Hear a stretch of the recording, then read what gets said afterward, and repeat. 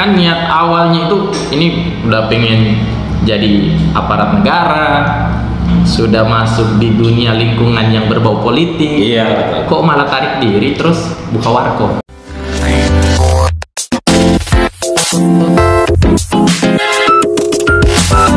Assalamualaikum warahmatullahi wabarakatuh. Kembali lagi bersama saya Suramanto Sukirman. Jadi di Temu Wacana pada kali ini saya sudah bersama dengan owner Ruang Kopi, Hari Suarsono. Beliau ini adalah aktivis sebenarnya yang akhirnya banting setir dari seorang aktivis pingin menjadi pekerja dan akhirnya menjadi pengusaha kopi yang sampai saat ini membuka coffee shop Ruang Kopi. Hari, apa kabar? Alhamdulillah sehat-sehat. Kamu sendiri gimana? Alhamdulillah baik. Nice. Ri, bisa ceritakan tidak sebelum kita masuk pada pembahasan soal Ruang Kopi? Saya mau bahas soal Hari itu waktu masa kecilnya gimana ceritanya? Jadi saya sendiri kan itu asli orang Pantai Barat di Sabang. Aslinya Pantai Barat, Iya, Sabang. Oke. Di Kabupaten Tenggala ya. Saya SD di sana sekitar 6 tahun pada saat itu. Oke. Jadi di sana sekitar 6 tahun. Kemudian setelah dari situ lanjut sekolah itu SMP SMA itu sudah di pesantren Mondok, iya, di pesantren. Jadi Pesantrennya itu pada saat itu di Alistiqomah di Ngata Baru. Oh, di Ngata Baru, Iya. Alistiqomah. Jadi 6 tahun lagi mondok, setelah lulus dari SD langsung mondok kayak gitu. Tapi memang Hari ini berpikir untuk mondok itu keinginan sendiri atau memang dari orang tua? Sebenarnya itu keinginan sendiri ada karena sudah 2 kakak yang di sana, yang satu itu sekitar 9 tahun mondoknya, yang satu itu sudah mondok juga sebelumnya, sudah 6 tahun juga. Jadi saya sudah otomatis pasti lanjut kayak gitu. Oke, jadi karena mengikut sama kakak, Iya. lihat mungkin ada yang baik pada saat mondok, Iya. di sana.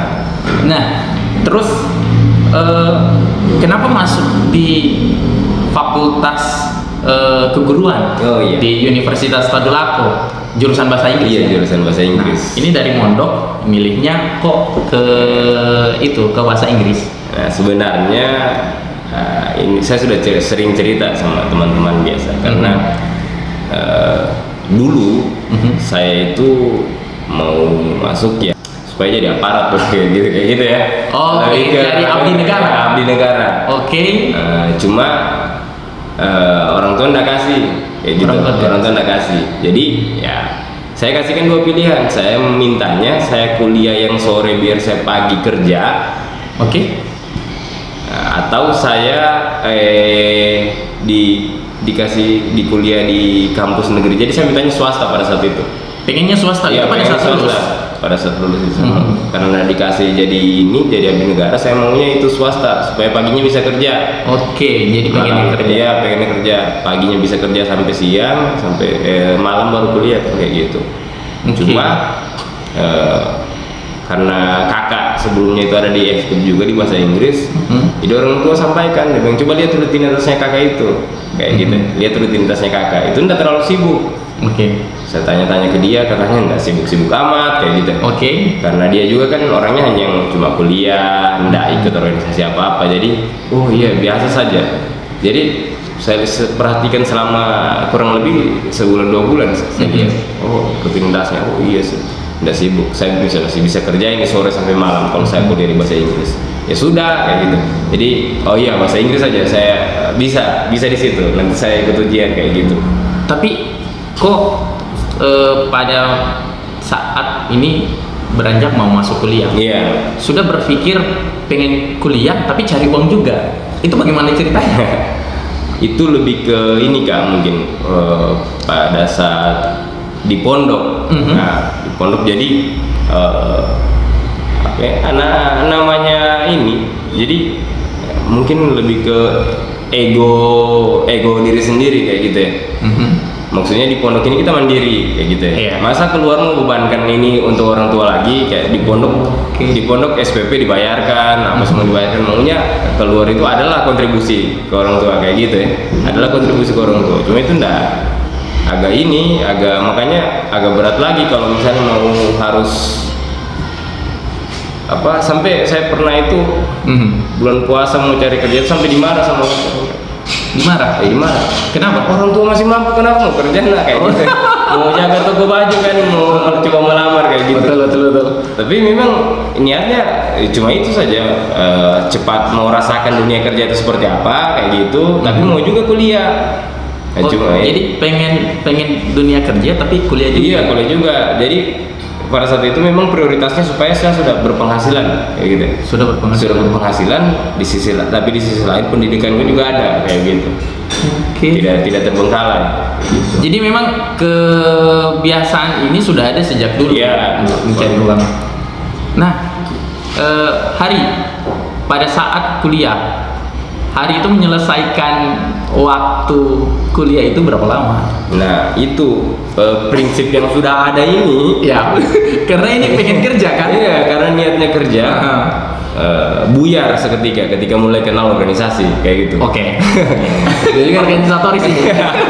Jadi kan ini juga awalnya memang karena saya di pesantren itu kayak pergaulannya itu aja kan. Kayak gitu. Oke. Jadi lihat hal yang baru itu kayak di organisasi itu, ini tiap hari ada kumpul, kemudian ada pelatihan ini, ada pelatihan itu, kayaknya seru itu kayak gitu.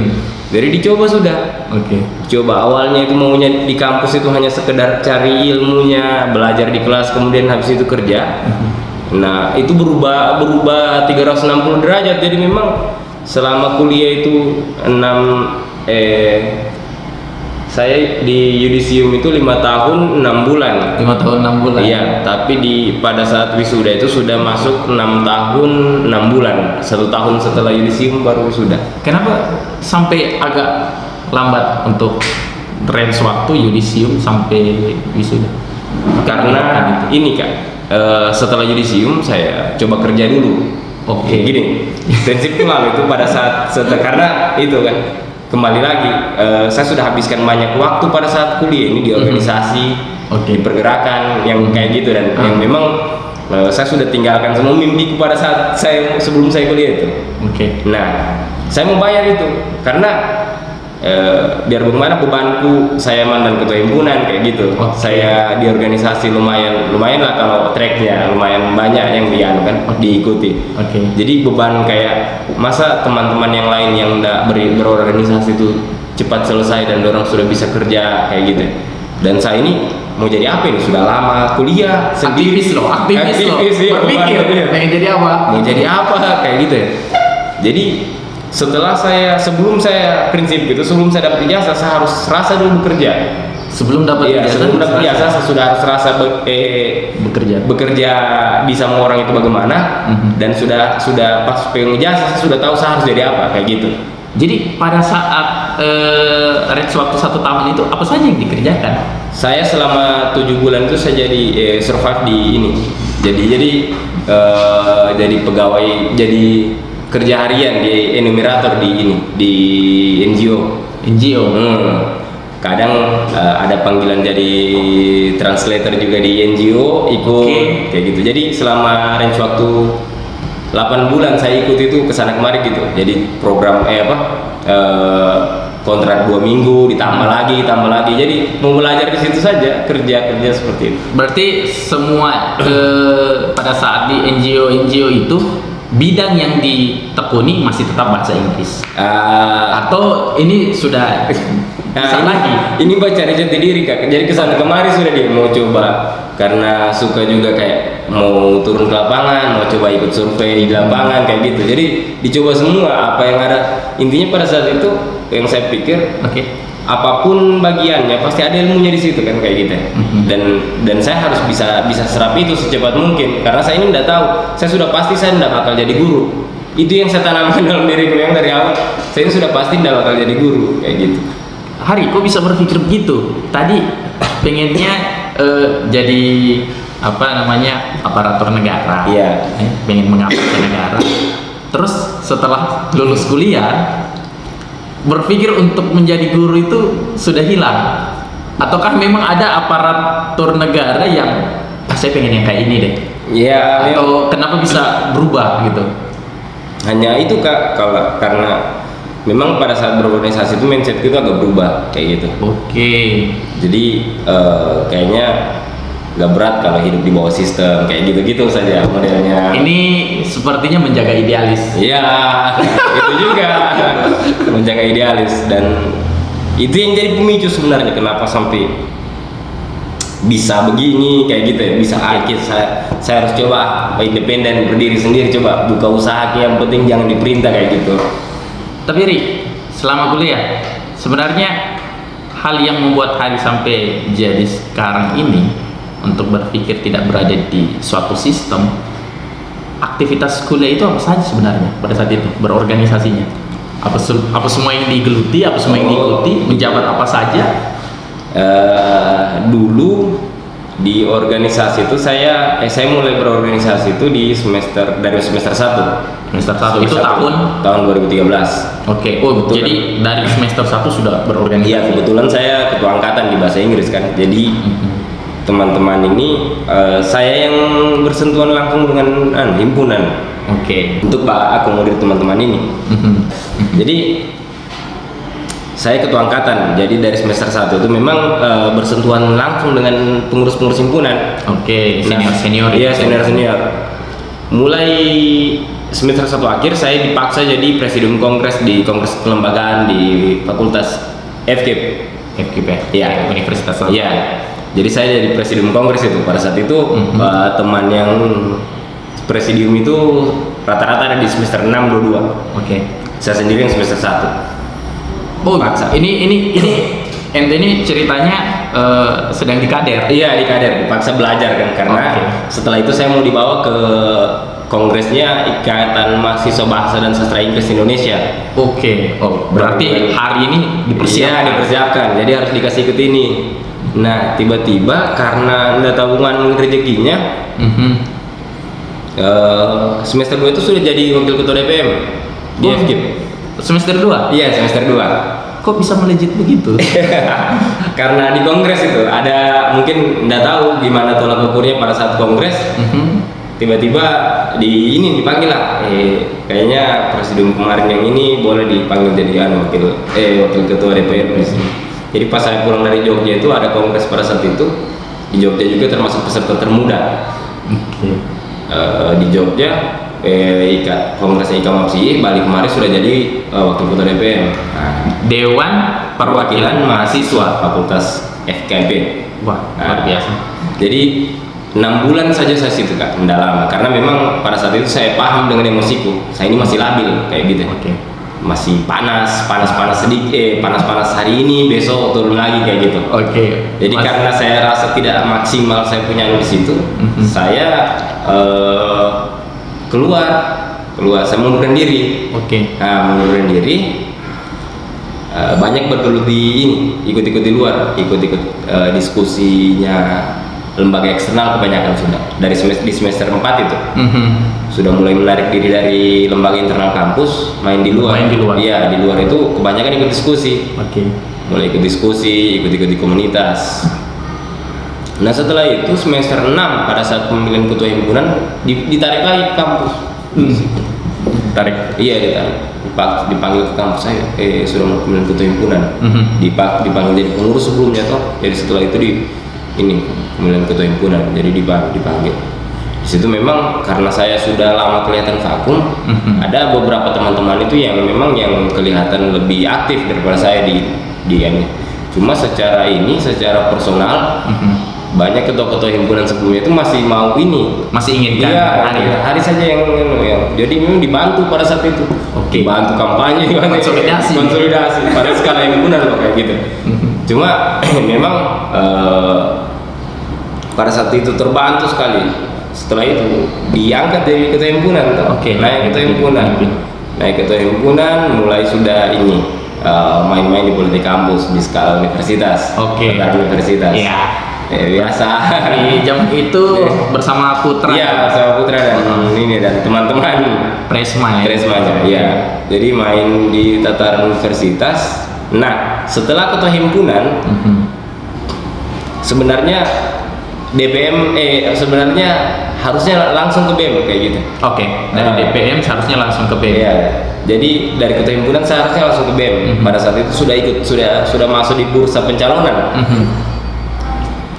Berapa hari sebelum pemilihan itu di-cut sama senior-senior di FKIP.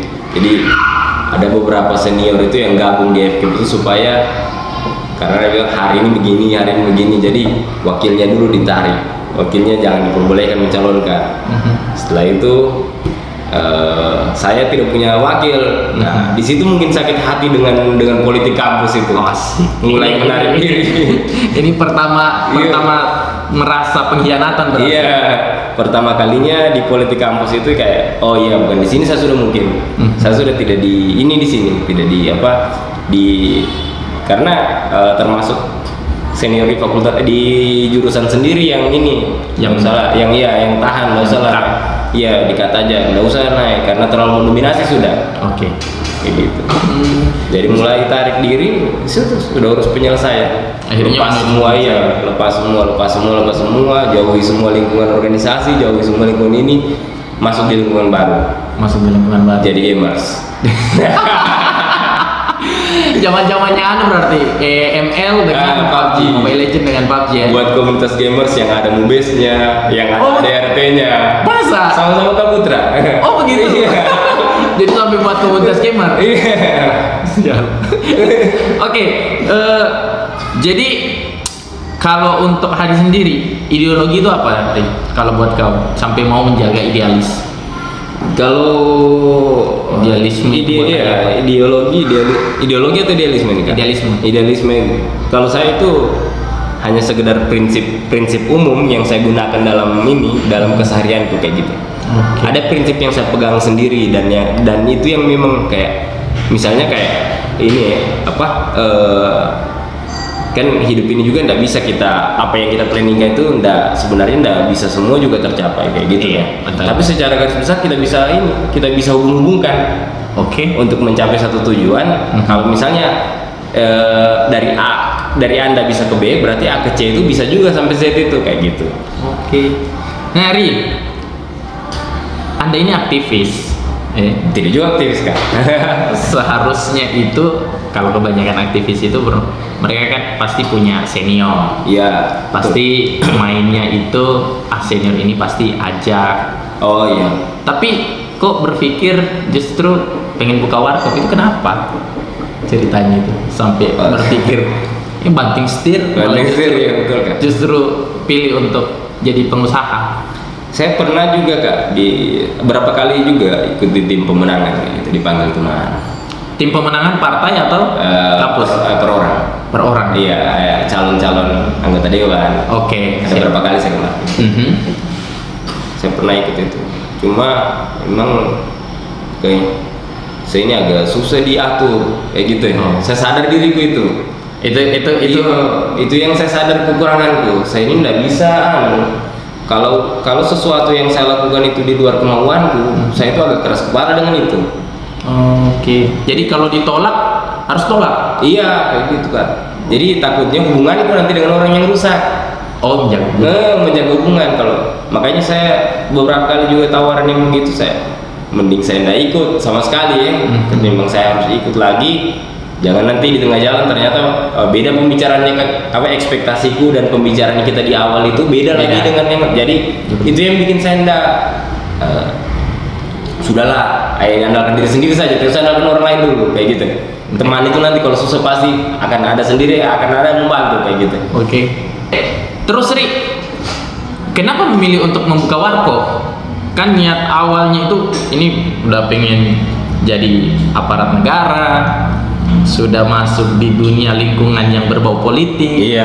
Kok malah tarik diri terus buka warkop? Itu kenapa? Awalnya itu dulu kan saya bingung sekali memang. Ini bingung apa ini? Apa yang dibingung? Sudah selesai semua, saya coba ini. Saya nggak tahu Kak. Mau jadi apa? Sudah kayak gitu. Sudah ada di titik itu, saya sampai di titik itu sudah. Transcendental paling bawah ini kegalauan sarjana sarjana ini. Kegalauan sarjana. Saya sudah ada di titik itu. Di orang tua sudah ini sini saja balik kampung nanti sambil menunggu honor saja dulu di sini. Jangan sambil menunggu Ada CPNS ya. Oke, pendaftaran CPNS. Kakak yang ada juga kan kakak di Morowali. Dia telepon, sini butuh mandor ini. Kan di sini butuh mandor. Itu di mana? Iya, dia bilang, kemari saja nanti kerja sama. Cuma saya berpikir lagi saya ini belum masih muda kayak gitu. Saya paham kan baik sama orang tua. Saya bilang, "Mak, saya kalau sudah mentok saya nantinya pasti saya ke sama Mama dan Papa. Kalau saya tidak jadi orang di Palu saya akan ke sana ulang," saya gitu. Tapi minta tolong karena umurku masih 25, 24, 25 lah. 24, 25 pada saat itu. Umurku 24, 25, saya bilang masih banyak waktu aku mau mencoba kayak gitu. Gagal coba lagi sampai betul-betul saya nggak mampu, saya pasti kesini kayak gitu. Jadi mulai dari situ orang tua sudah, oh iya silakan kau saja kan. Jadi tapi tetap juga ditanya dari apa pekerjaan kayak gitu.